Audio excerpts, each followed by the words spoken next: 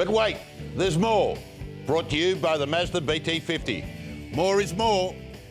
Welcome along to our Mazda BT-50 weekly wrap of round 13 of the AFL. Jason Bennett sitting in for Sam Kekovich, who's got the bye, and thank God the byes are over. Not you, of course, but let's go back to Friday night. Sydney beat Geelong, only just. Were you surprised that the Swans got off to such a good start? No, I'm not, because the Geelong have been getting away to terrible starts in recent times. Their last month, they've started poorly and come home with a wet sail. So once the speed goes out of the game, which is Geelong's biggest issue, once the speed goes out of the game, the Cats can get their way back into it. Brisbane beat the Western Bulldogs. They're in all sorts of trouble, the Western Bulldogs. The match of the round, though, was Collingwood, the West Coast Eagles. Did the West Coast answer some questions, re the MCG? I think the West Coast have answered the question that they're definitely premiership contenders. Absolutely. I think it was a fantastic game and probably a preview of something we'll see a little bit later in the season. Essendon came from behind Freo. I thought this was the exciting game that everyone thought was going to be dull and boring and a real shutdown from Freo. I thought they were terrific. Freo were fantastic. It was a game that they needed to have against a side that's up and in form. And again, the Bombers just found a way to win. Joe Watson, fantastic. Melbourne beat GWS, no surprise. But how did North beat Adelaide? I have no idea. It ruined my